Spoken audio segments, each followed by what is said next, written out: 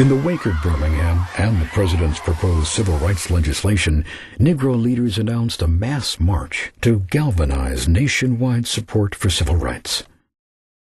For decades, this had been the dream of labor leader A. Philip Randolph. Negroes want the same things that white citizens possess. All of their rights. They want no reservations. They want complete equality. Social, economic, and political. And no force under the sun can stem and block and stop this civil rights revolution which is now underway. Randolph first raised the idea of a mass march in 1941, when he used it as a threat to encourage President Franklin Roosevelt to end segregation in federal government agencies and among defense contractors. 20 years later, Randolph's dream became reality. The March on Washington for Jobs and Freedom would be the greatest mass protest in the nation's history. Freedom Now movement, hear me. We are requesting all citizens to move into Washington. We are pushing for jobs, housing, desegregated schools. This is an urgent request. Please join. Go to Washington. Thousands set off for the nation's capital to show their support for civil rights. They came by car, by bus, by rail, from L.A. and San Francisco, from Cleveland and Chicago, from Jackson and Birmingham.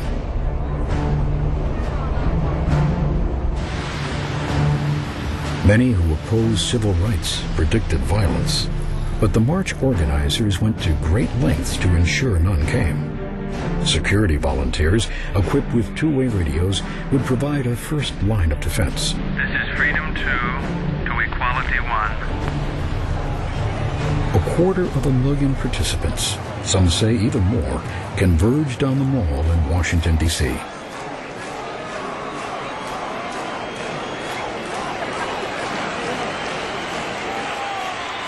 We're going to walk together.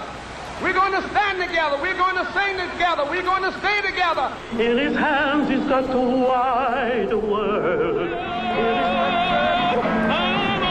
Speakers and performers inspired the crowd.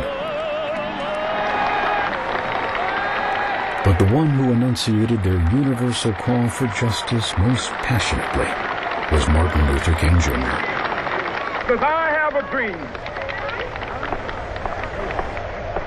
My 4 little children will one day live in a nation where they will not be judged by the color of their skin, but by the content of their character. I have a dream today.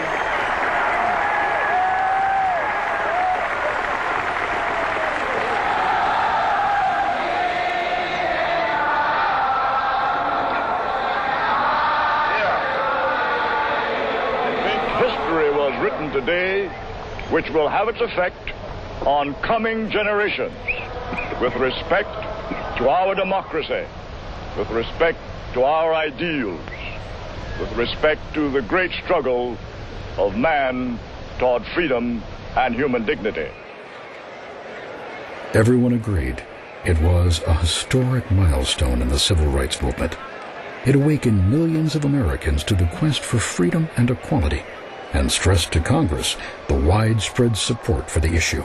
I believe that the real significance of what we have started here today is that we have laid the groundwork for the building of a functioning, broad coalition of Americans from all walks of life.